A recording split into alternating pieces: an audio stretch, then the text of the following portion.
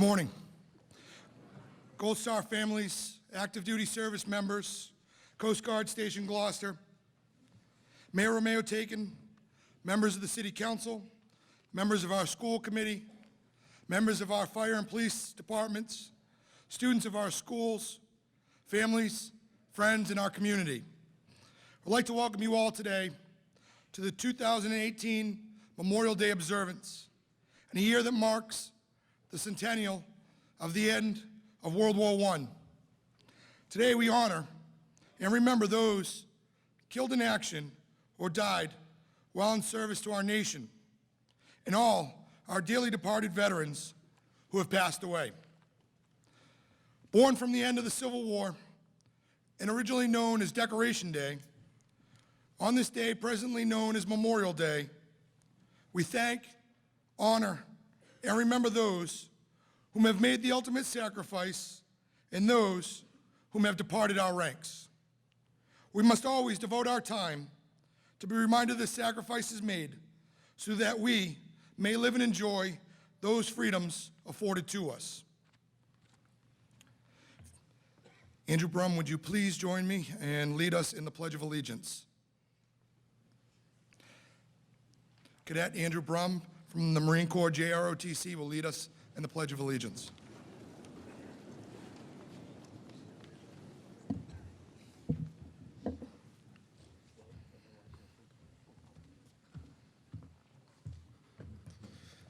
I pledge allegiance to the flag of the United States of America and to the republic for which it stands, one nation, under God, indivisible, with liberty and justice for all.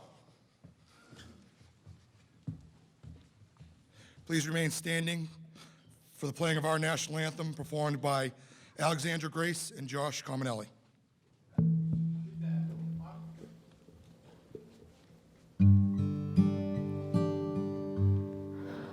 Oh, say, can you see by the dawn's early light what so proudly we hailed at the twilight's last gleaming, whose broad stripes and bright stars through the perilous fight o'er the ramparts we watched were so gallantly streaming, and the rocket's red glare, the bombs bursting in air, gave proof through the night that our flag was still there.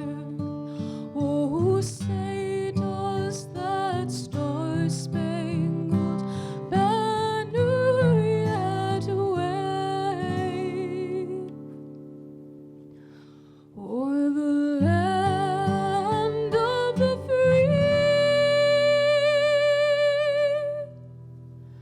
and the home of the brave?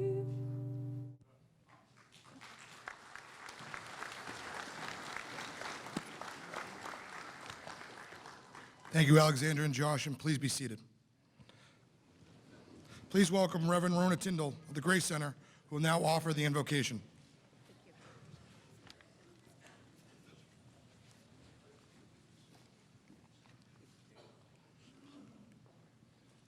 Peace and grace to all of you. Let's join our hearts in prayer.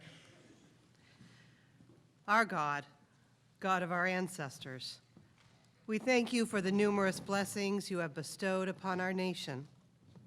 Out of the many nations of the world, our country has been blessed with a singular opportunity to demonstrate how peoples of many faiths and heritages can live side by side and enrich one another's lives through friendship and the sharing of our unique traditions. We are united this day in a solemn act of gratitude to those who have served in our nation's defense, to those who have risked their personal safety to save the lives of others, and above all, to those who have died serving this country. Their sacrifices are forever remembered by us and by our children for generations to come. We do not forget. Our hearts go out to those serving today in our armed forces and to their families. Those among us who are veterans of previous wars know best of all what they must be feeling, what their spouses and children are feeling, what they pray for. In all our many faiths, we are united in this. Our prayers are with those who serve our country today. We ask God that they may return speedily and in good health and safety to their loved ones. And may God grant each of us the wisdom to uphold this nation's virtues, that it may continue to serve as a beacon of liberty and harmony between peoples for all the world to see. Amen.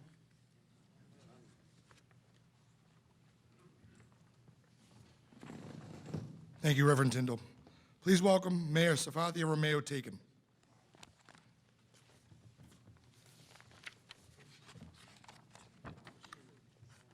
Ladies and gentlemen, welcome to today's ceremony. Thank you for attending. I'm proud to be speaking with you today on such an important occasion. We're here today to recognize our service members and to remember the sacrifices they've made on behalf of all of us.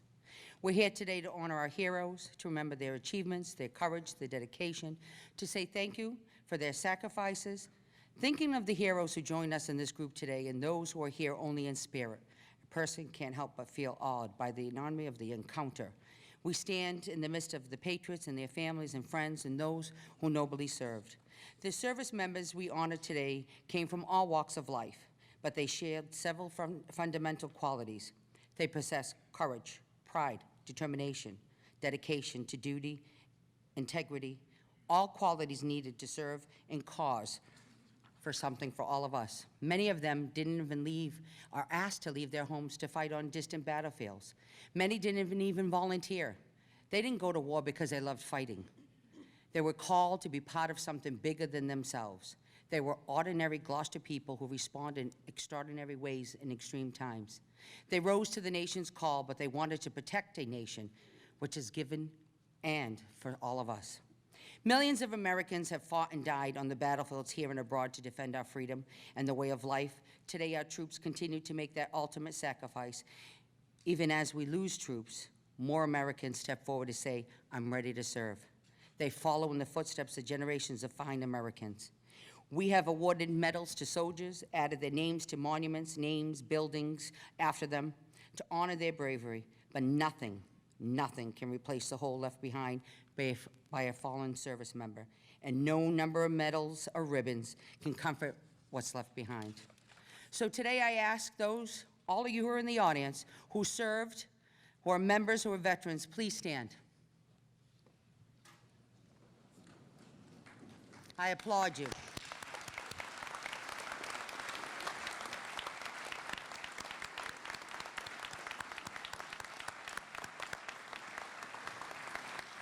Thank you for answering the call of duty. You made our armed forces the most respected in the world. Today, people throughout the country will gather together to remember, to honor, and to pay gratitude to those who have served our country. Our gathering is just one small spark in the flame of pride that burns across the nation today and should be every day. It's not a lot to ask, but for one small day, one small way, we should recognize. And those who've made us the ultimate sacrifice, and we live because they gave us our freedom. Thank you for attending today. God bless you and your families. God bless our troops, and God bless America.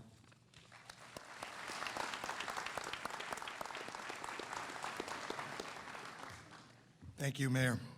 Thomas Glenn of AMVETS Post 32 will now read the Memorial Day General Orders.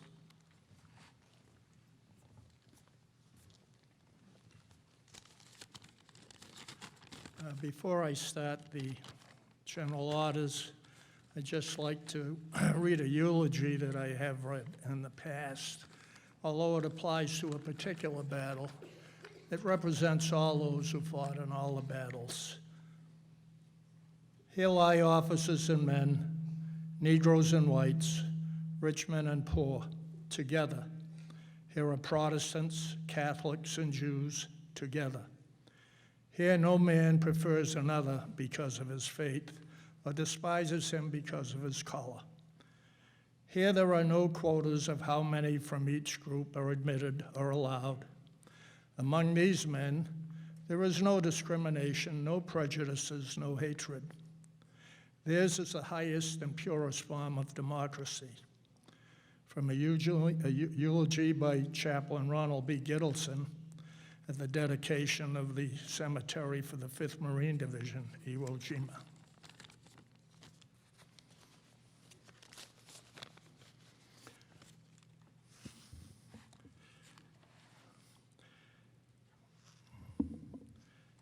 The 30th day of May, 1868, is designated for the purpose of strewing with flowers or otherwise decorating the graves of comrades who died in defense of their country during the late rebellion and whose bodies now lie in almost every city, village, and hamlet churchyard in the land. In this observance, no form or ceremony is prescribed, but posts and comrades will in their own way arrange such fitting services and testimonials of respect as circumstances may permit. We are organized, comrades, as our regulations tell us, for the purpose, among other things, of preserving and strengthening those kind and fraternal feelings which have bound together the soldiers, sailors, and Marines who united to suppress the late rebellion. What can aid more to assure this result than by cherishing tenderly the memory of our heroic dead who made their breasts a barricade between our country and its foes. Their soldier lives were the reveille of freedom to a race in chains, and their deaths a tattoo of rebellious tyranny in arms. We should guard their graves with sacred vigilance. All that the consecrated wealth and taste of the nation add to their adornment and security is but a fitting tribute to the memory of her slain defenders. Let no wanton foot tread rudely on such hallowed grounds. Let pleasant paths invite the coming and going of reverent visitors and fond mourners. Let no vandalism of avarice or neglect, no ravages of times testify to the present or to the coming generations that we have forgotten as a people the cost of a free and undivided republic. If other eyes grow dull, and other hands slack, and other hearts cold in the solemn trust, ours shall keep it well as long as the light and warmth of life remains to us. Let us then, at the time appointed, gather around their sacred remains and garland the passionless mounds above them with the choicest flowers of springtime. Let us raise above them the dear old flag they saved from dishonor. Let us, in this solemn presence, renew our pledges to aid and assist those whom they have left among us, a sacred charge upon the nation's gratitude, the soldiers and sailors' widow and orphan. 2, it is the purpose of the Commander-in-Chief to inaugurate this observance with the hope that it will be kept up from year to year, while a survivor of the war remains to honor the memory of his departed comrades.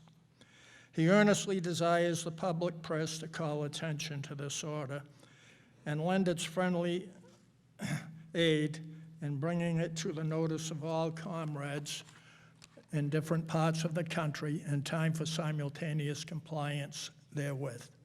3, department commanders will use every effort to make this order effective.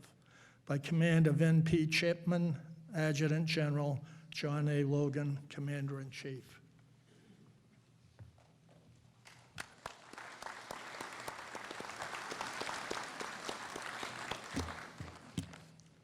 Thank you, Mr. Glenn. State Senate Minority Leader Bruce Tarr will deliver the Governor's Memorial Day Proclamation.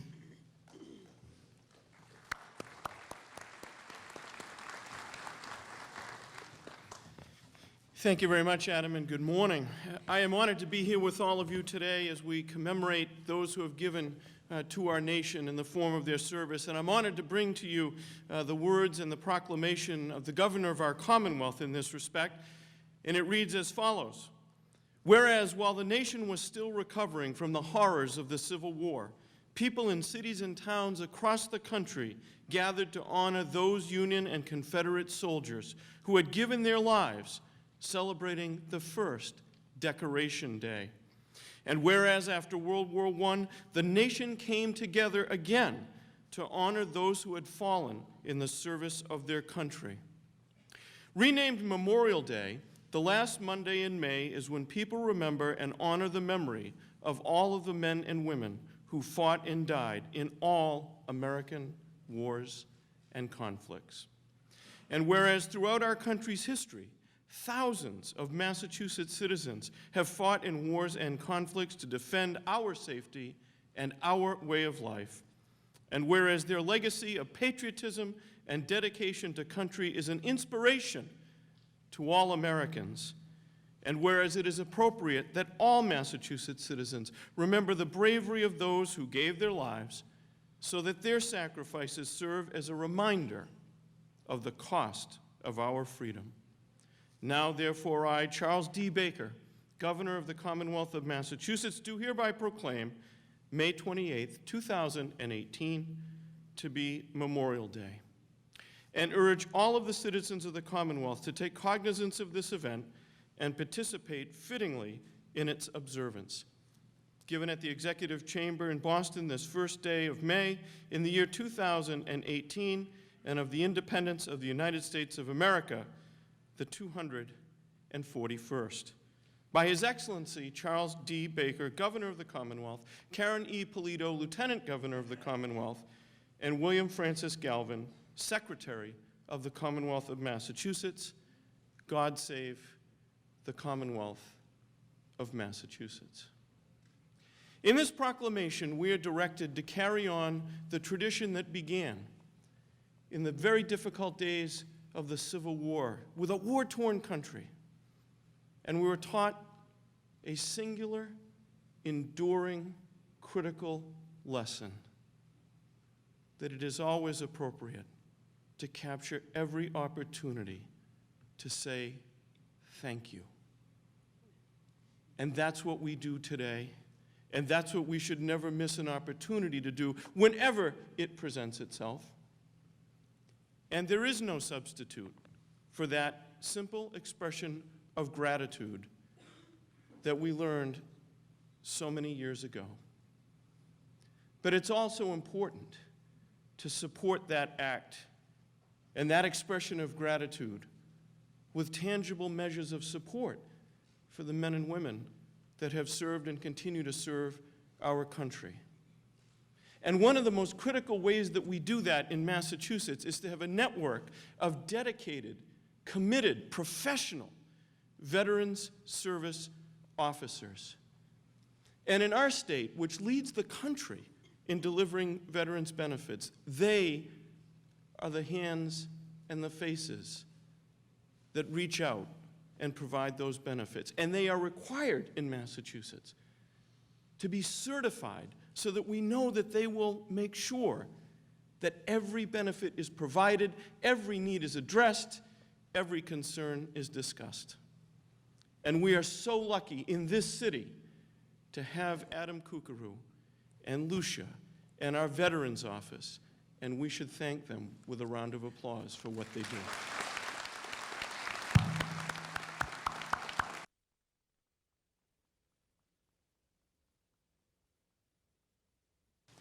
So we have veterans service officers who do an incredible job. It's up to us to make sure they have the tools. And it's up to us to make sure that whether someone is serving a lonely watch in a faraway place or visiting a cemetery to remember the loss of a fallen colleague, that all of our veterans know that they are never alone. They're never alone in our community. They must never be alone and forgotten in the halls of our Congress or in the chambers of our State House. And that's why pending right now in the Massachusetts legislature is another in a long line of bills to modernize our veterans benefits system. It's called the BRAVE Act. It does a whole host of important things like making sure that the benefit for burial expense is increased so that every veteran in Massachusetts can have a decent and honorable burial. It does things like making sure, because we allow veterans to provide service so that they can reduce the amount of their property taxes, it makes sure that that amount goes up so that they can partner with our communities and by doing so reduce their property tax. And it does things like look deep into the criminal justice system to make sure that if a veteran needs treatment and is in front of a court, they can get that treatment. And also does something that I'm particularly pleased about. It looks at the way that we notify our veteran service officers to make sure that no veteran in Massachusetts is buried without their community knowing that that is taking place. All of these things we do because they're the right thing to do, but we also do them because you demand them of us. And that's what today is about. Standing tall, standing together, remembering the sacrifices, many we know about and many we will never know about, of the brave men and women who have made this country great by giving life to the ideals that we share, and in too many instances having to make the ultimate sacrifice.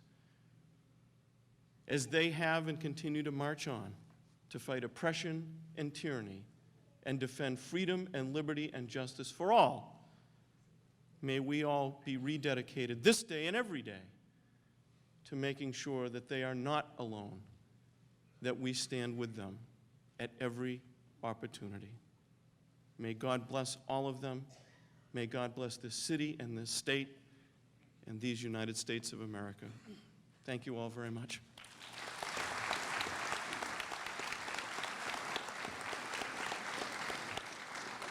Thank you, Senator Tarr.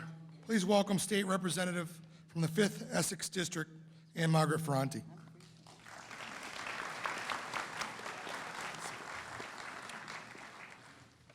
How lucky are we to have Adam Kukuru, Lucia Mero, and our whole veterans team. How about a round of applause for them?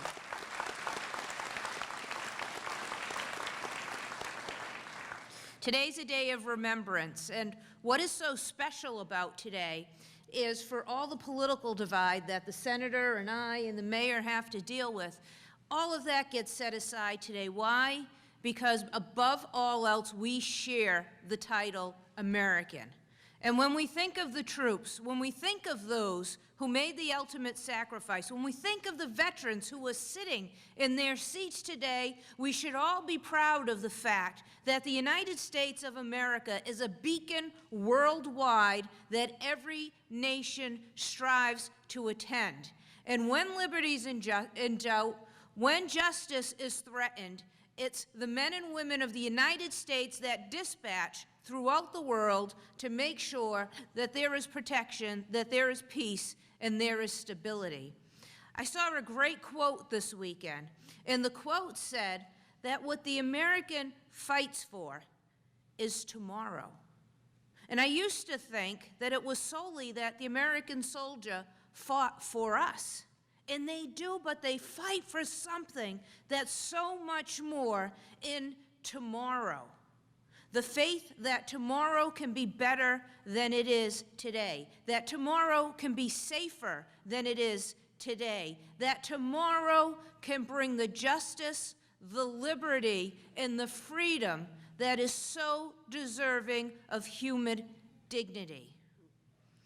I leave you with that thought, and I know that Salvatore Lucido is here someplace. Where is he? Why can't I see him? He's right next.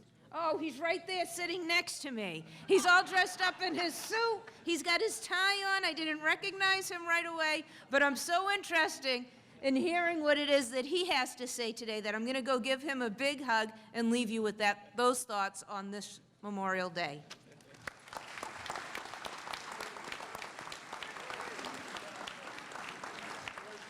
Thank you, Representative Ferranti. Alexander Grace and Josh Cominelli will now perform the parting glass.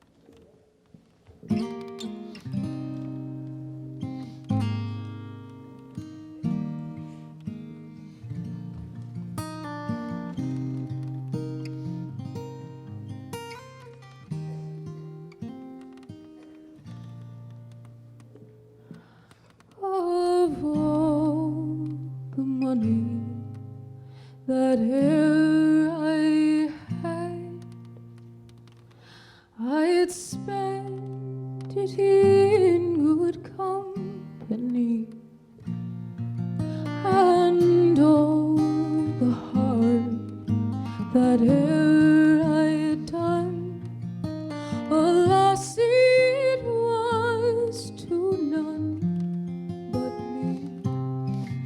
And all I've done for want of wit to memory now I can't recall. So fill to me the parting glass. Good night and joy be with you all.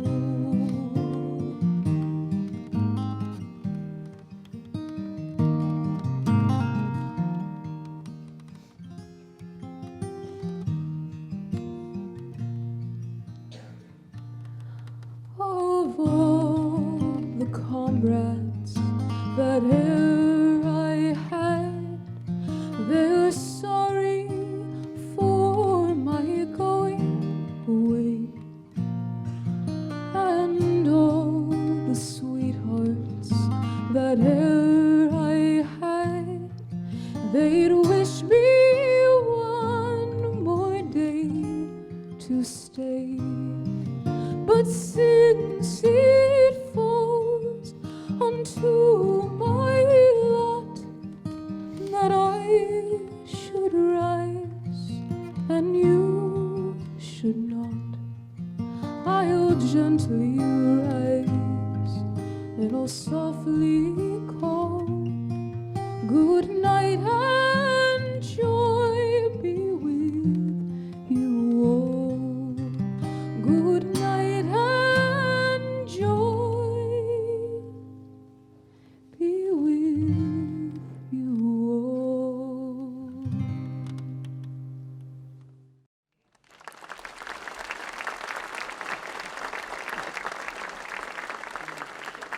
Thank you, Alexandra and Josh. Commanders of our Gloucester Veterans Organizations will now remember the men and women from their post and chapters who have passed within the year. Adjutant Peter Tibbetts, Lester S. Wass, Post 3 American Legion.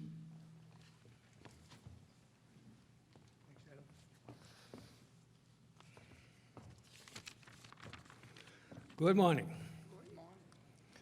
The members of the Captain Lester S. Wass, Post 3 of the American Legion, who have gone to Post Everlasting in the last year are as follows.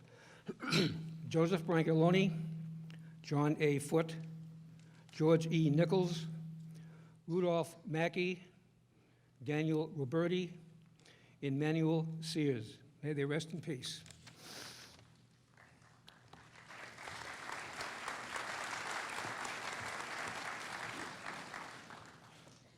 Chaplain Edmund Viator, AMVETS Post 32.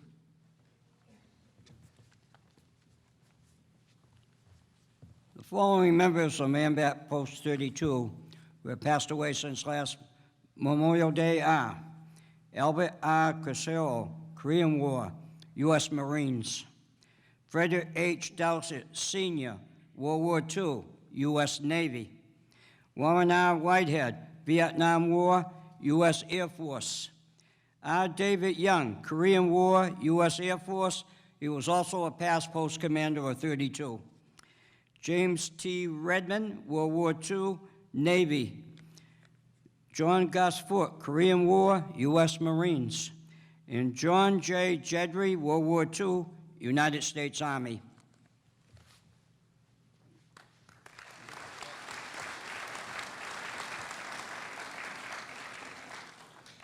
Past VFW Commander Donald Sutherland, Veterans of Foreign Wars, Post 1624.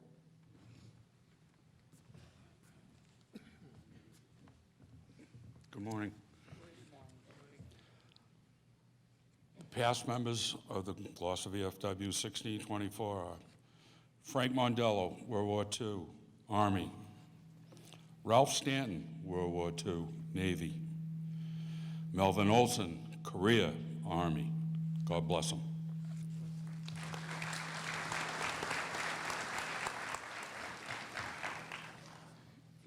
Chaplain Brian Torkelson, Gloucester Jrotc, 892.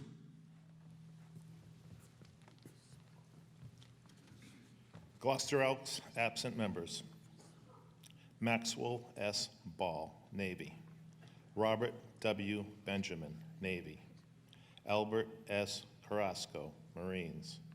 Charles H. Currier, Navy. Robert E. McKechnie, Army, Air Force. James T. Raymond, Sr., Navy. Warren Whitehead, Air Force. And Ralph D. Young, Air Force.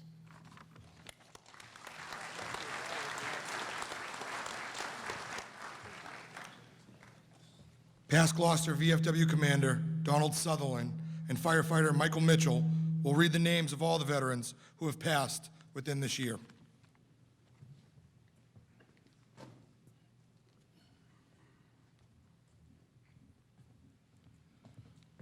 This is a big honor for me. It's also scary because it really hurts me. Alan Alexander, World War II, Korean War, Navy. John Anderson, Korea, Marine Corps. Scott Anderson, Korea, Air Force. Peter Azaro, Korea, Army. James Ball, Korea, Army. Maxwell Ball, World War II, Korea, Navy. Kenny Beal, Army. Angelo Bertolino, World War II, Korea, Navy. John Bishop, Korea, Army. Alan Ollie Bowman, Vietnam, Navy. Donald Borge, Korea, Navy. Robert Orzani, Korea, Air Force. James Brennan, World War II, Merchant Marine. John Boudreau, Vietnam, Army.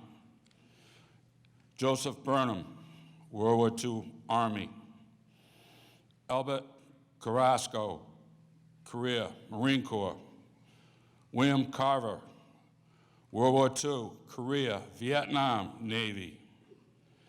Salvatore Lucido, Army. Charles Cleveland, World War II, Army. Cecil Coates, World War II, Navy. Herbert Conrad, Korea, Air Force. James Crane, Korea, Army. Frederick Cunningham, Korea, Air Force. Robert Cusick, Marine Corps. William Decker, Korea, Marine Corps. Kerry DeGoe, Vietnam, Army. Freddie Dowsett, World War II, Navy. David Doherty, Vietnam, Navy. Frederick Downing, Korea, Army. Richard Evans, Korea, Army. Arthur Ewald, Vietnam, Army. Frank Farina, Vietnam, Air Force. Eugene Fina, World War II, Navy.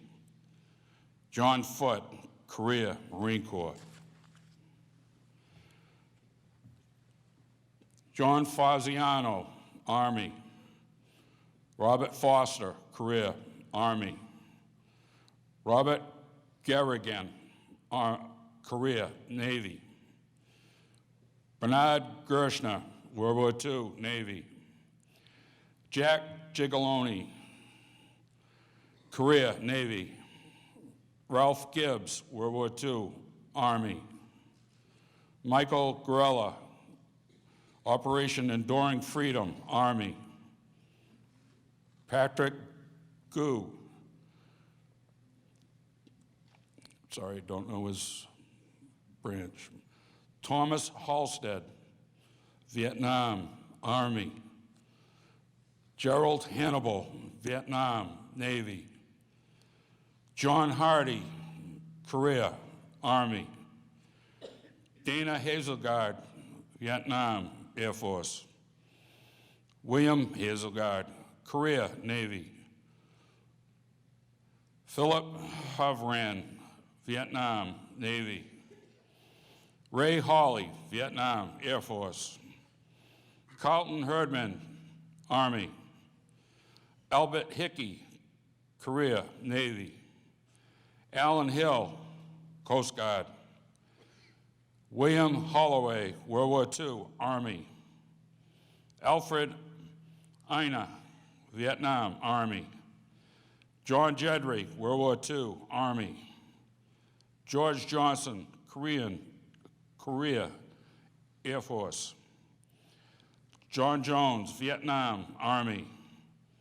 Ronald Joseph, Korea, Vietnam, Navy, Coast Guard. William Keating, Korea Air Force. Leslie Kendall, World War II, Army. Lee Kennedy, Army. Mark Kennefic, Vietnam Army. Thomas Kerr, Vietnam Air Force. Scott Kilman, Army. Elwood Kramer, World War II, Marine. Brad Albee, Operation Enduring Freedom, Army. Stephen Landry, Korea, Vietnam, Army. Arthur Landy, Korea, Navy. Bill Laskowski, Vietnam, Army. Peter Lawson, Korea, Army. Francis Lewis, Vietnam, Navy. John Lowe, Korea, Navy. Frank Lucido, Korean War vet, Air Force. Joseph Lumia, Vietnam, Army. Robert McKechnie, Vietnam, Army. Robert Mason, World War II, Army. Edward McColgan, Korea, Army. Robert McKechnie, World War II, Army Air Corps. Robert McPhail, Korea, Army. David Meckham, Vietnam, Coast Guard. Alexander Messina, Global War on Terror, Army. Wilbur McCon, World War II, Navy. David Milne, Vietnam, Army. Troy Mitchell, Operation Enduring Freedom, Marine Corps. William Mitchell, World War II, Army. Donald Monroe, Korea, Marine Corps. John Moore, Korea, Marine Corps. James Morgan, Korea, Navy. James Muse, Vietnam, Army. David Murray, World War II, Coast Guard. Theodore Natty, World War II, Navy, Air Force. John Nelson, Korea and Vietnam veteran of the Marine Corps. George Nichols, World War II, Coast Guard. James Officer, Navy. Arthur Oliver, World War II, Army. Melvin Olson, Korea, Army. Eugene Olszewski, World War II, Navy. Ralph Perry, U.S. Army. Emmett Peter, Korea, Army. John Philbrick, Korea, Army. John Pistema, Korea, Army. Adolf Pretzler, Korea, Army. Donald Provost, Korea, Navy. James Redmond, World War II, Navy. Charles Rich, World War II, Army. Alden Robinson, World War II, Army. James Rowe, Korea, Air Force. Daniel Roberti, Korea, Marine Corps. Francis Ryan, Vietnam, Marine Corps. Gerald Sarno, Korea, Navy. Gaikamo Scandalito, Korea, Navy. Michael Shmoro, Vietnam, Army. Manuel Sears, Korea, Navy. Richard Sheehan, Korea, Army. Roger Siros, World War II, Army. Jay Smith, Vietnam, Air Force. Ralph Stanton, World War II, Navy. Donald Sudbay, World War II, Navy. Bruce Tarr, Army. Richard Videla, Army, Vietnam, Army. Stephen Vivak, Vietnam, Coast Guard. Mary Velasquez, Korean, War Vet, Air Force. Maurice Wheeler, Korean War Vet, Navy. Roy White Jr., Korea, Marine Corps. Warren Whitehead, Vietnam, Air Force. Bradford Whitten, Korea, Army. Stanley Whitten, Korea, Navy. William Wilcox, World War II, Navy. Charles Works, World War II, Navy. Ralph Young, Korean War Vet of the Air Force. And on behalf of the Mondella family and his brother Joe, my grandfather Frank Mondella, World War II veteran.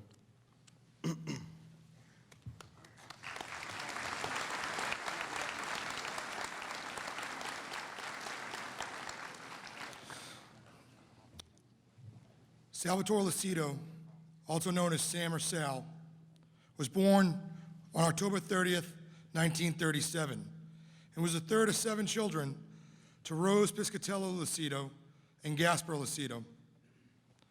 Sam and his siblings grew up on Gould Court with most of their Piscatello, Frontero, and Gentile relatives, where the families grew close relationships.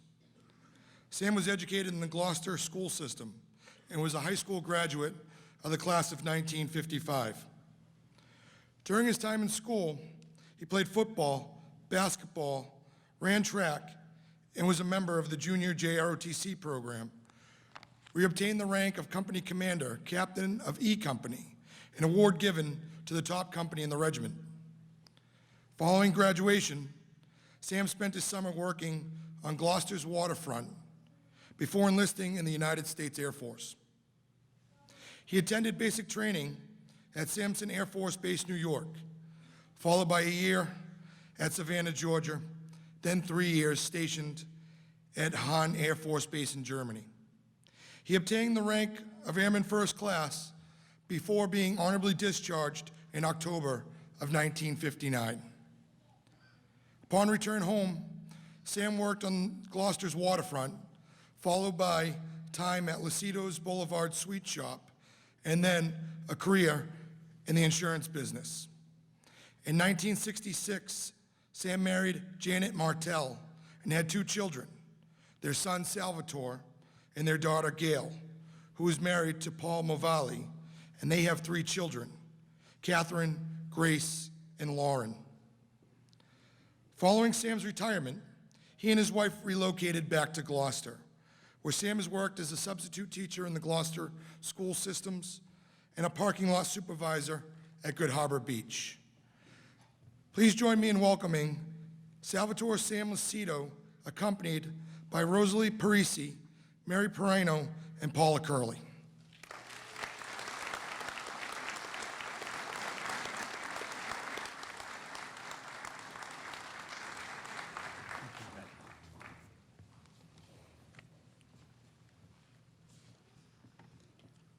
Adam, members of the dignitaries, my 3 cousins, and you folks who are kind enough to be here today.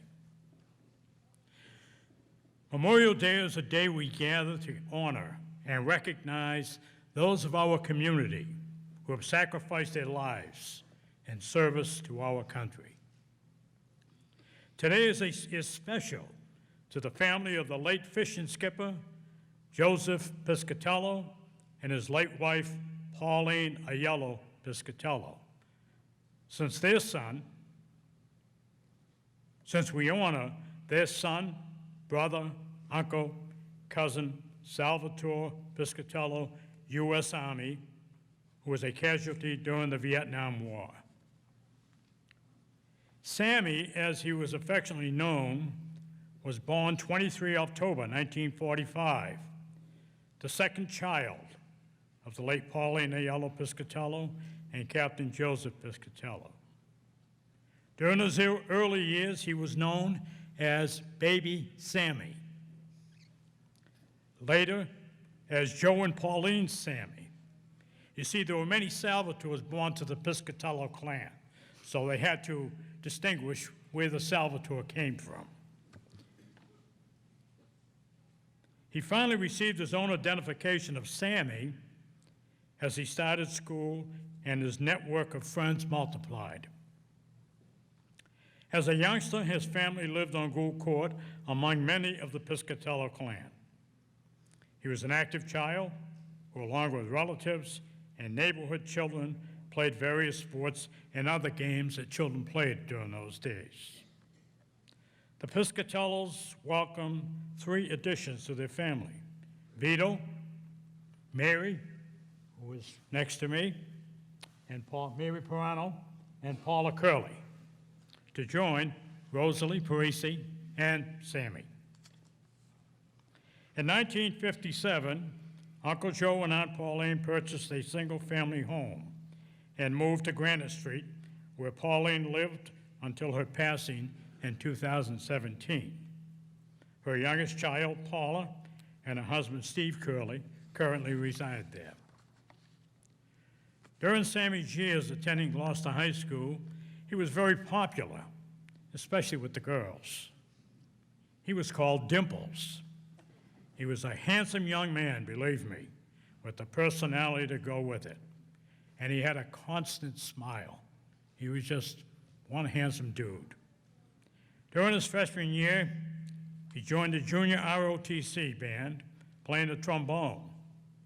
His interest in sports continued, playing basketball and track. He was also a member of the St. Anne's Parish Band. Sammy continued with his participation in sports and the band during his second year and widened his interest. He was elected to the Boys Leaders Club and developed an interest in the junior ROTC program. He was a member of his company's prize squad, Company E. Continuing with his interest in the junior ROTC program, during his junior year, he served as commander of E Company's prize squad, which placed third in competitive drill. He rose to the rank of sergeant and was promoted to platoon sergeant. And believe me, in those days, the ROTC competitive programs were a big thing among the students of Gloucester High School, which I'm sure they are with those in the Marine Corps Reserve program. During his senior year, he rose to the rank of captain, commander of Company E, and continued his interest and participation in sports as well as a member of the band.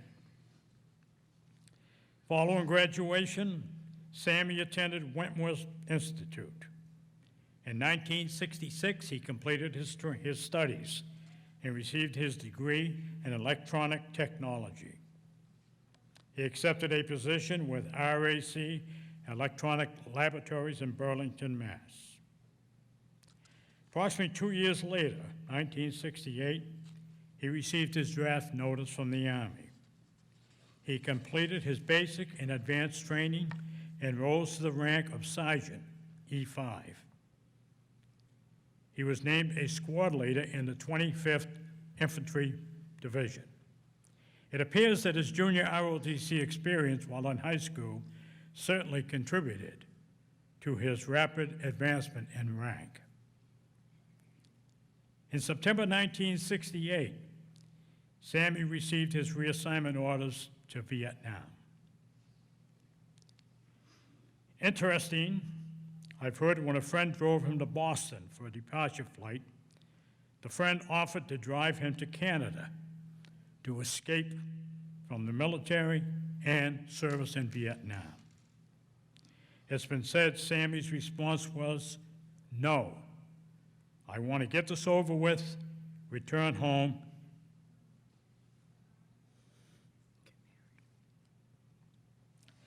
and resume my life." He had become engaged to his longtime girlfriend while he was home on leave, and they had planned to marry upon his return from Vietnam. On 27 November 1968, Sammy's parents received a knock on their door.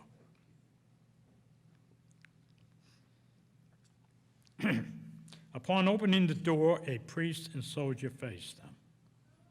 I'm told my Uncle Joe fell to his knees in shock, in tears. And Aunt Pauline cried out, "No, no." The only other person at home at the moment was their child, Mary, and she was too young to realize what was happening. Those were difficult years in the United States with our involvement in Vietnam. There were anti-war demonstrators, and they had the right to demonstrate. But along with them, there were those who caused problems beyond demonstration. There were many who lost their lives. There were 12 here from Gloucester. My classmate, David Bowen, was the first casualty from Gloucester. My wife and I married in 1966, and there was another couple from Gloucester who we were friendly with, Nick Parisi and Judy Parisi, who also married on that day. And we decided, the four of us, to go to Bermuda on a honeymoon. While we were in Bermuda, either Judy or Nikki received a call from home informing us that Frankie D'Amico had been a casualty. Two beautiful people, Dave and Frank. I will never forget them. The Piscatello's family had a tradition of celebrating Thanksgiving with Nana Piscatello and family. That was the last Thanksgiving they spent together at Nana Piscatello's home. The loss of Sammy changed many of the holiday celebrations and the lives of not only Joe and Pauline's Piscatello family, but the Ayala family and the rest of the Piscatello family. Thanksgiving was celebrated at one of their children's homes, never on Granite Street or at Nana Piscatello's. Pauline, for 20 years, never cooked or had turkey for a meal. Sammy died on our Thanksgiving Day. They did not celebrate Christmas with a Christmas tree in their home for a period of 10 years. Pauline had all her children, their spouses, and their grandchildren share Sunday dinner at her home on Granite Street, and it continued right up to her death in 2017.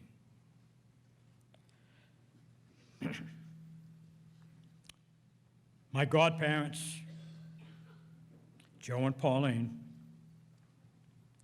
suffered their loss as other families did and would. But they were a strong-minded couple, and they were strong in their faith. I've heard it said, when a person dies, they will never die or be forgotten as long as their name is spoken. That is so true with my aunt and uncle's example that they set. They built a in-ground swimming pool in their backyard so their family and friends could gather and enjoy it. Sunday was a family day. All gathered for dinner, and during the summer, they would enjoy a day at the pool. Pictures of Sammy were placed in every room of their Granite Street home. Every room. When there was a special occasion, a marriage, first communion, graduation, any special day, when pictures were taken, they were always taken with Sammy's picture in the background. The additions to the Piscatello family were introduced to Sammy at a very, very young age. Stories were told about their Uncle Sammy so that the children would know how special Sammy was to the family. He was gone, but never forgotten.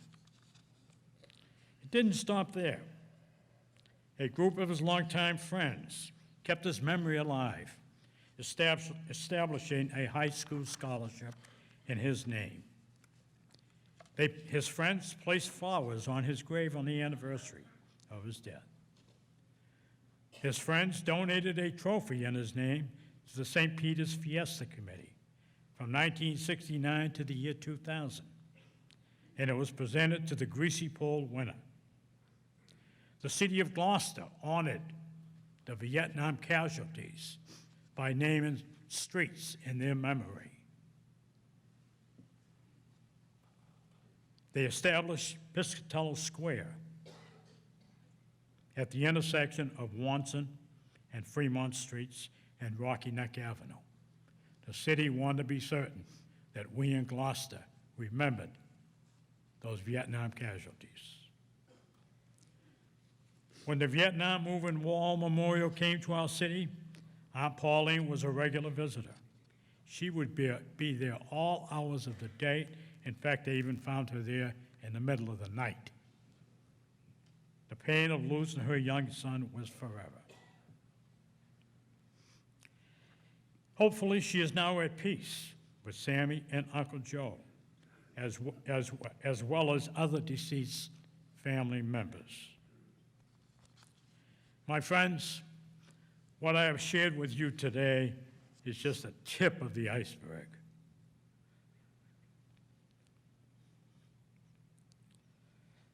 Of this person, my cousin Sammy.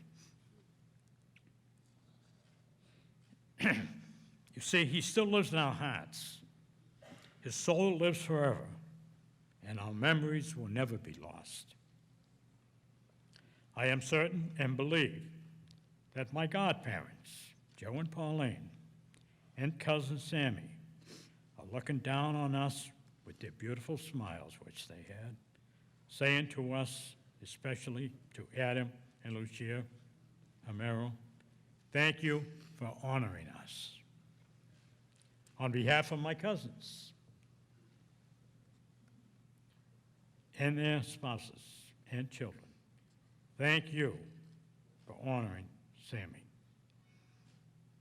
On a personal note, a very sincere thank you, girls, for inviting me to partake in honoring my friend, my cousin. This is an honor I shall never forget. Let us go on forward where we continue to celebrate Memorial Day, but hopefully at a time of world peace. God bless you all. God bless our United States of America, and God bless all who serve our nation. Thank you.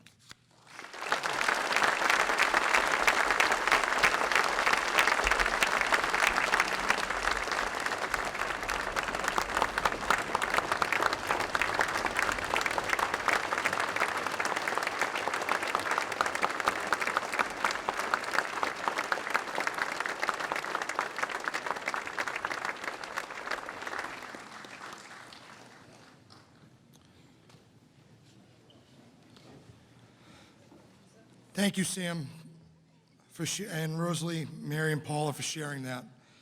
And as Sam talked about how the Piscatello family has, through the years, shared Sam's memory with the continued growing generations of the Piscatello family, know that Sam's memory is preserved one more generation going forward now, as you've shared his memory and embedded it in the hearts of our young cadets here, over here in the Sea Cadet Division, and over here with the ROTC.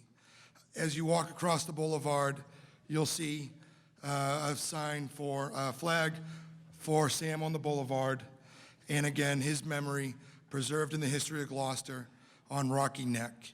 Thank you for sharing and continuing to preserve his memory, as it will continue not only to live in your hearts, but in all our hearts here in Gloucester. Thank you.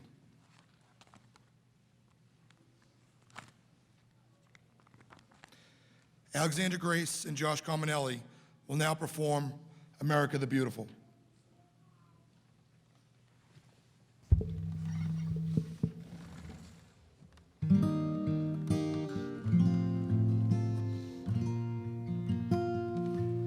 Oh, beautiful for spacious skies, for amber waves of gray, for purple mountains' majesty above the fruited plain.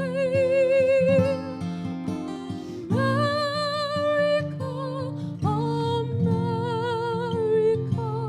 God shed His grace on thee, and crown thy good with brotherhood from sea to shining sea. Oh, beautiful for patriotry that sees beyond the years, thine alabaster cities gleam, undimmed by human tears.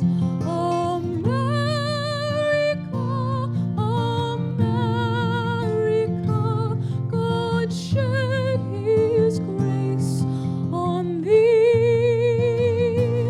and crown thy good with brotherhood from sea to shining sea, from sea to shining sea.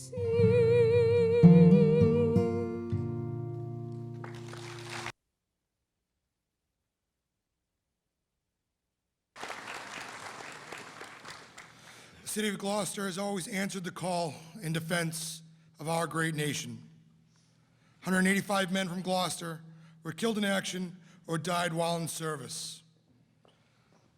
April 6, 1917 through November 11, 1918, World War I.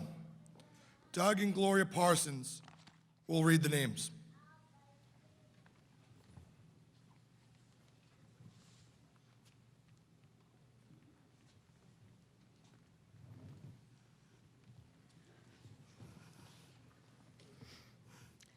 Lendell H. Abbott, Frank B. Emerald, Harvey R. Anderson, William E. Bransdell, Rodney Brown, Samuel Byers, Roland E. Cole, Lester E. Collins, Philip Cunningham, Arthur F. Damians, Patrick E. Deegan, Kilby S. Dennerson, Leon H. Donahue, Thomas R. Dowsett, Thomas H. D. Douglas, Yo Woman, Winifred J. Duquesne, Manuel H. Enos, O. Proctor Friend, Daniel C. Gale, John E. Gossam, Roland F. Griffin, Edward E. Hamilton, Philip H. Haskell, Edward H. Howe, Franklin S. Ingersoll, Alfred A. Jedry, Winifred Jeffries, Ano E. Anderson.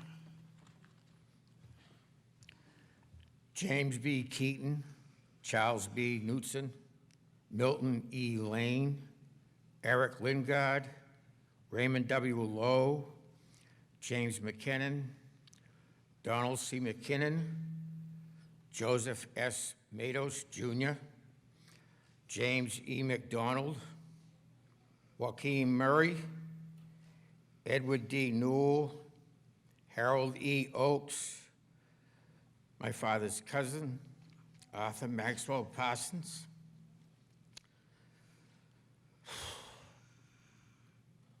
Lawrence C. Peabody, Frank R. Perry, Arthur M. Pinkham, Albert J.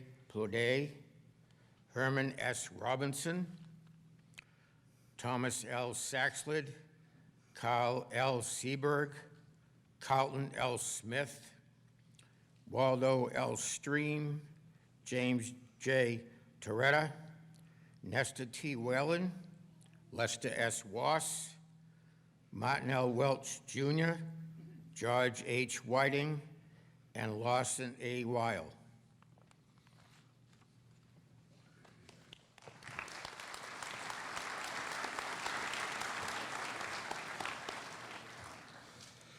December 7th, 1941 through December 31st, 1946. World War II. World War II veterans Michael Linquata, Willis Fiedler, Joseph Mondello, and Gold Star children Judy Greeley Bovey and Eileen Greeley Pereira will read the names.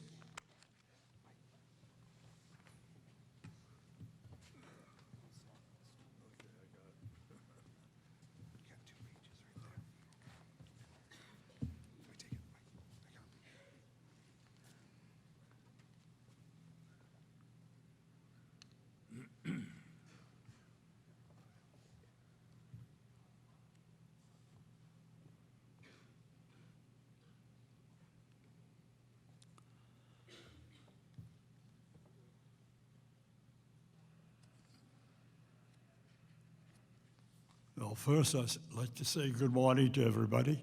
Good morning. And I'm very happy all of you are here to observe the occasion. Today I'm going to read some names. A few of them I know, most of them I don't. They were my generation, but I didn't know everybody. And so I'll mention the names, and those that I knew, I will give a little story on that. All right, we got Henry E. Andrews, Jr., Thomas Babb, Zeno P. Babeski, Robert M. Barrett, Arthur Becker, Robert Beeman, and of course Beeman is probably most of you know, they named the school after him, the grammar school that they built a few years ago. But anyhow, they named it after him. Benjamin A. Bottoms, Wilson W. Bowen, Bruce Boyd. Now Bruce, I knew him. I grew up with him as children on Church Street here in Gloucester. And he wanted to go, obviously he went in the service, he wanted to prove that he could do it, and he did. He somehow or other got to be a tail gunner on one of these airplanes that was on a battleship. They launched the airplane, and somehow or other it didn't take off. It just plunged right into the ocean, and of course, that was the end of Bruce and the pilot. And so those things did happen during the war, and unfortunately it happened to him. And there goes Bruce. And then we have Robert Bray, Gilbert Brown, Thomas Brown, Alfred Brunei, and Albert Cardini. Now, Albert Cardini, and unfortunately for him, he was a POW. He was in he was in the 101st Infantry Division that they put right up against the German border, Belgium and Belgium and Germany, and and unfortunately, and I hate to talk about people I don't really know this well. As a matter of fact, I didn't know, but the division was a newly organized division. It was poorly led and very thinly positioned throughout that border. And unfortunately, it just so happened that the Germans were very, very heavy in that area, and they're preparing to invade Belgium again, because Belgium had just been freed, but no, not entirely, but mostly. But anyhow, and the Germans just poured right through. One third of the division was surrendered, and they were actually mowed down by the Germans. They're mowed down by machine guns and so on. And as a matter of fact, the Germans went through that line. After they did it, if they saw somebody complaining about his injuries, then they just took care of that. They shot him again. So that was the good Germans fighting that war. And some of them were they were terrible, some of them. They were good Germans too, don't misunderstand me. But some of them were very bad. And they were led by General Joachim Peiper. And he was a terrible man too. But anyhow, and Albert, he died in the POW camp that I was in. And I did see him once or twice, a couple of times. I did pay him a visit. He was very weak at the time, and he was in bed. And the third time that I went down to see him, he wasn't in bed. He died, and they were burying him. So I didn't see him the third time. But he came from a Gloucester family. They came from Lanesville area, and his people, I think, were probably in the granite industry. And a lot of the they come from northern Italy. They weren't Sicilians. They were northern Italians. And they came in to help harvest the granite up in Lanesville area by General Butler of the Civil War. He came over here and he bought a lot of land there in Lanesville area, and he opened up the quarries, and he imported these people from Finland and from northern Italy to do that work. And this is one of the families, was from northern Italy, the Cardinis. And I knew the family because his uncle, I think it was, worked for my father years ago in the fishing industry down the fort. So I knew him. And of course, I had to give him all the bad news. One day, after I got released, so I gave them all the bad news about their Albert. And that was rather sad. Then we had Alan Chamberlain II, Joseph Shimataro, Warren Cole, James H. Cunningham Jr., Sylvester Cunningham, Louis Coro, Burton W. Cutler, James P. Davis, Newell Dekovic, Peter Dias, and Morris Dunn.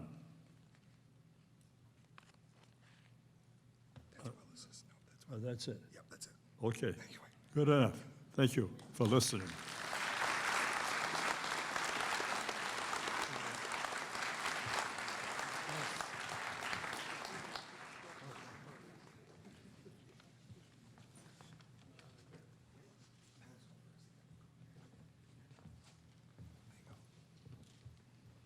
Morning.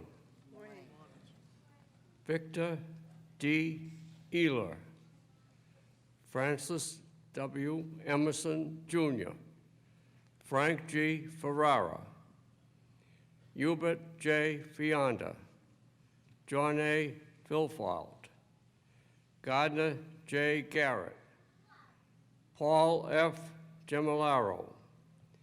Douglas E. Goodek. Fred G. Goolsby. Howard S. Gowen. Roy C. Greenlow. Elliot J. Griffin. Edward W. Hasselgaard. Frank R. Hazel. Robert J. Hodgson. John N.C. Hunt. Richard F. Irving. Arthur L. Johnson. Edward F. Johnson. Raymond E. Johnson. Eno F. Congus. My brother, Sergeant Howard Adamson Fiedler, was lost after his aircraft was hit by anti-aircraft fire off of Shimokaze Straits, Japan, excuse me, on May 23rd, 1945. And finally, let us all remember December 7th, 1941, a Sunday morning unprovoked sneak attack on Pearl Harbor, killing 2,400 in 1 hour by Japan, causing us to enter World War II. Thank you.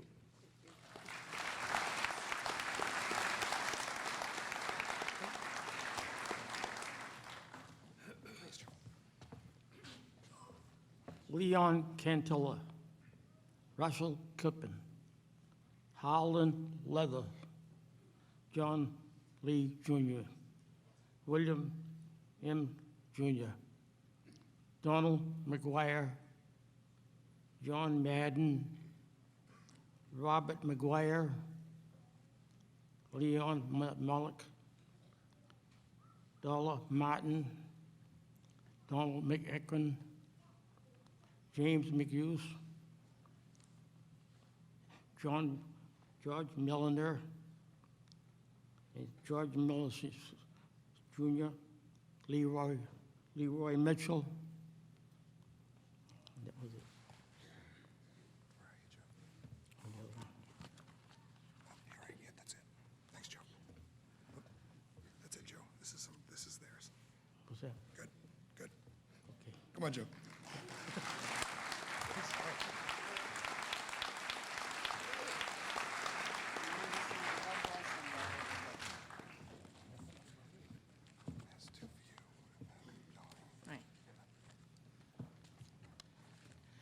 John J. Morrissey, Jr., Domingos Muniz, Leroy M. Nickerson,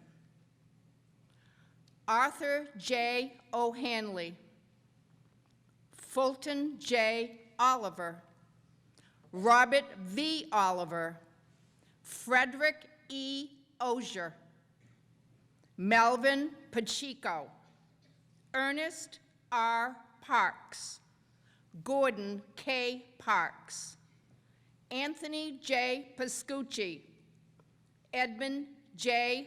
Patrickin, James W. Patterson, Walter F. Perry, Roger M. Phoenix, Donald W. Phillips, George H. Pierce, Harold L. Pinkham, Melvin F. Porter, Alpheus Publicover, Barl F. Rice, Jr. Wilfred H. Ringer, Jr., Alan H. Russell, Sherman B. Ruth, Dean K. Seelig, Robert E. Siegel, Robert W. Sepala, Kenneth B. Shute, Jewel A. Silva, Alonzo Smith, Anthony G. Souza, Robert E. Steele, Richard C. Stickney, Jr., James A. Stoddard, Newell Sweeney, John M. Sweet, James Thornton, Gordon A. Tyne, Manuel C. Viator, Stanley M. Viator, Chester N. Whalen, Charles F. Watson. Our father, Sergeant Ralph John Greeley, United States Marine Corps, 6th Division, was killed in action in Okinawa during the Battle of Sugarloaf Hill on May 12, 1945. He was the father of Marilee, age 7, Judy, age 5, and myself, Eileen, age 1. He was married to May Duclos Greeley of East Gloucester. Our dad was 26 years old when he was killed in action. Excerpts from my dad in his last letter to our mother, written on May 5th, 6th, and 7th of 1945, Okinawa, Japan. Mom saved all Dad's letters for his children to read when they got older, said that so that we would know Dad. Saturday afternoon, May 5th. Hello, darling. Everything is pretty nearly the same here. You more than likely have been reading what's going on this rock, so no need of my going into detail. It'll be pretty hard for a Pacific soldier to look a Marine square in the eye after this deal. Can't blame us for being sore. For the first time in this war, the Marines struck it fairly easy going in their mission. They completed it, and now help the Army. Enough of that business. I haven't gotten my hands dirty as yet on account of them, so I shouldn't squawk too much. Guess I'll knock off for a few minutes and heat some chow. Can't decide what to eat. Have my choice. Frankfurts and beans, ham and lima beans, chicken and vegetables, ham and eggs, or spaghetti and ground beef.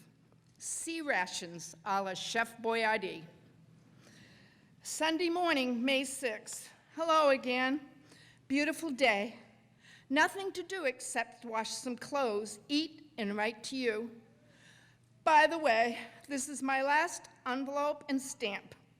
So unless you send me some stamps, you probably won't hear from me for a while, unless I can borrow some somewhere. Hate to ask anyone for that kind of gear, as it is scarce. You really have been doing swell, May, and you're doing an exceptionally fine job now. I am sorry you got the impression that I didn't think I was going to get back. I merely wanted to get everything off my chest, just in case my plans were involuntarily changed. Always my itinerary included return to Gloucester and vicinity. I got a kick out of a remark you made in one of your letters about seeing you soon.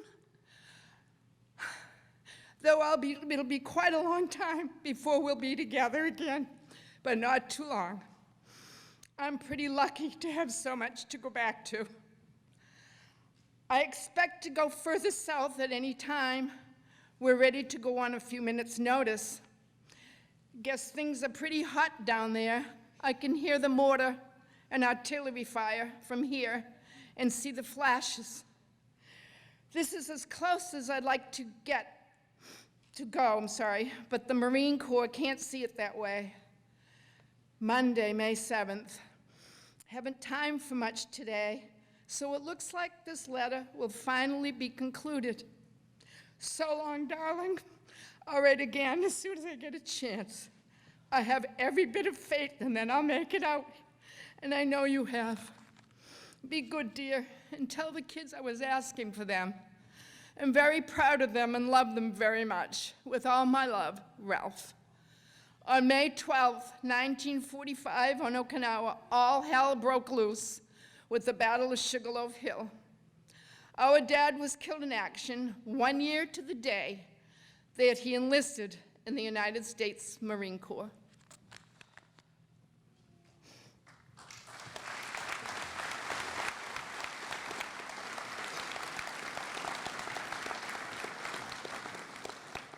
June 27, 1950 through January 31st, 1955, the Korean War. Korean War veteran Austin Dorr will read the names.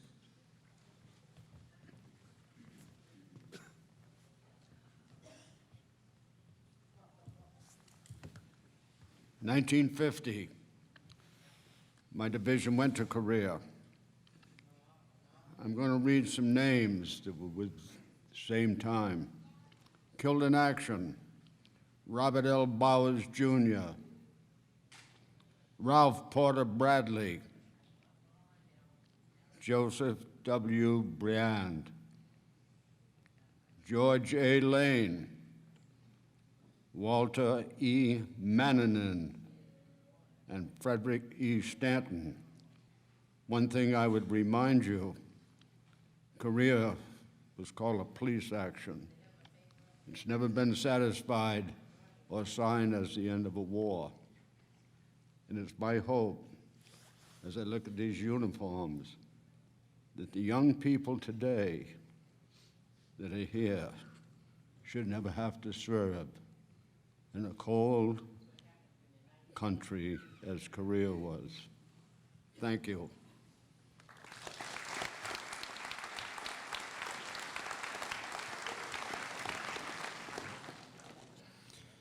August 5th, 1964 through May 7th, 1975, the Vietnam War. Gold Star mother, Janet Amaral, will read the names.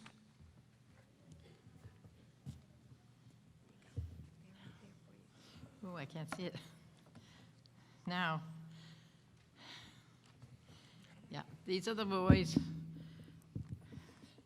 from Gloucester High who loved Gloucester but never returned. David W. Bowman, Thomas J. Burke, Frank A. D'Amico, Paul D. Knowlton, Frank T.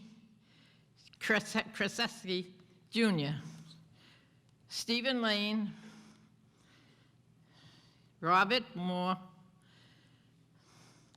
Salvatore J. Piscatello, Jeffrey G. Tyne, Arthur E. Wright III,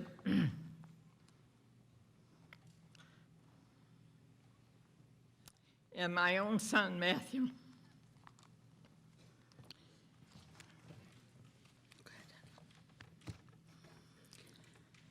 Matthew P. Amaral.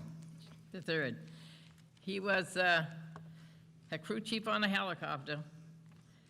He had 7 months to go, and he was coming home to marry the girl he left with in Diamond. May God rest his soul. And God bless all you people that come every year. You never know how good it makes us families feel. Thank you. Thank you so much.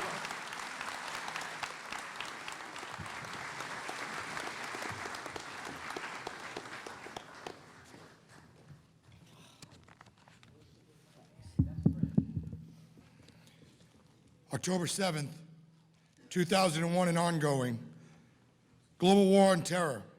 Gold Star wife, Lauren Ayub, will read the names.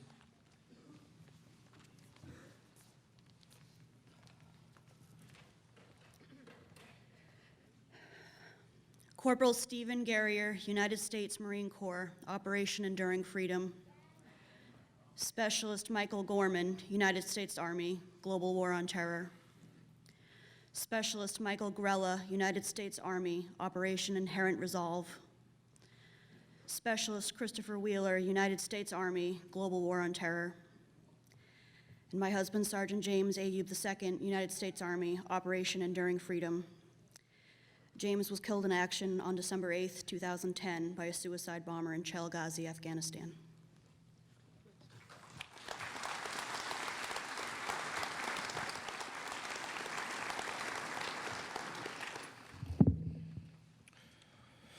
Please join me in a moment of silence in remembrance for all those still prisoners of war and those still missing in action.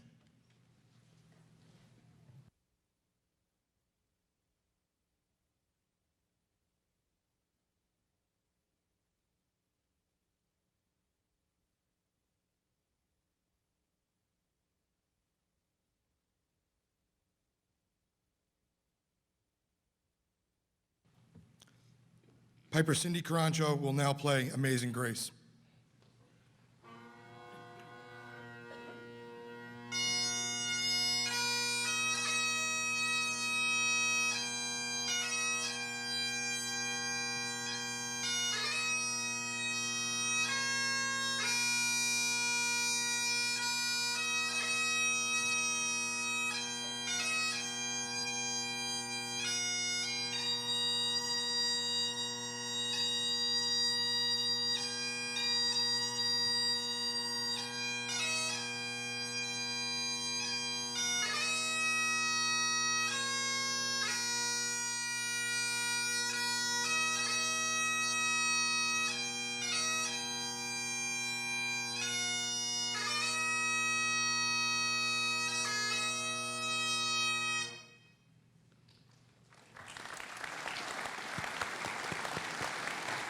Thank you, Cindy.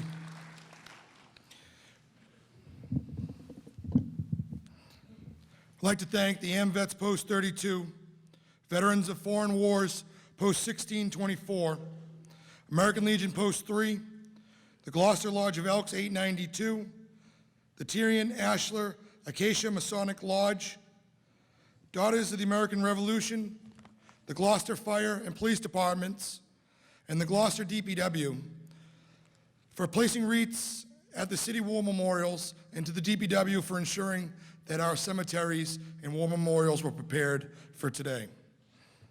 I'd also like to recognize the many volunteers who placed over 5,000 American flags at the cemeteries and across the city in recognition of all our military service members who have passed away.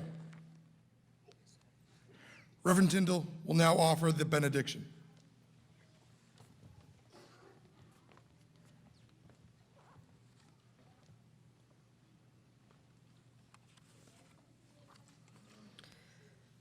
They shall not grow old as we that are left grow old.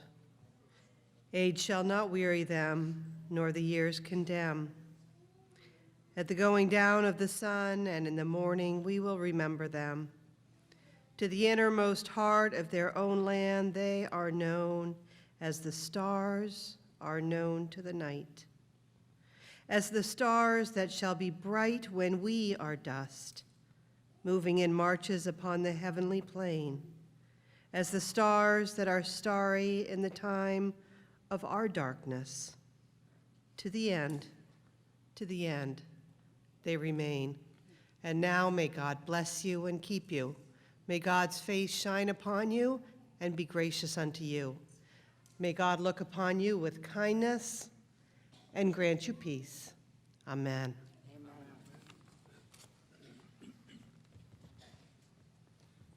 Thank you, Reverend Tyndall. These events would not be possible without the many volunteers who donate their time to help the Office of Veteran Services, and I thank you all for your help. I'd also like to recognize the Gloucester Jrotc under direction of Chief Warrant Officer Rick Gunner-Muth and David Giulette, Sea Cadet Division under Commander Robert Palazola, as both organizations have been an essential part of the Memorial Day observance. And I would like to thank both of your organizations for your continued assistance in everything you have all done to support not only our veterans, but our community. On behalf of a grateful city, I would like to express my gratitude to Coast Guard Station Gloucester, who continue to both protect and support our community. To those of you recently separated from the military, welcome home, and thank you for your patriotism and courage. To our military families, thank you for your service to our nation, and God bless you all. If you could all please stand as we conclude with the playing of taps.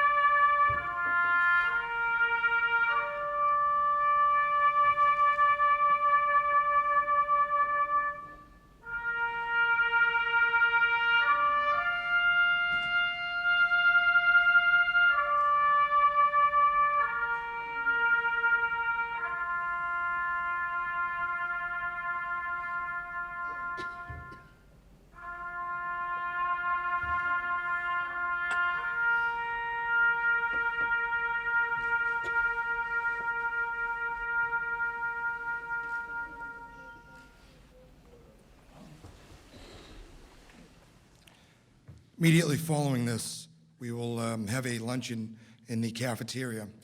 I hope you all will join me in similar fashion to what Sam Lucido had said, to continue to preserve that memory of our loved ones together as a community and as a family.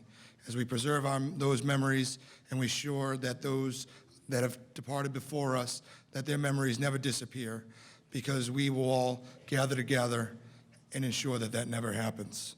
This concludes the Memorial Day observance. God bless you all, and God bless our great country. Thank you.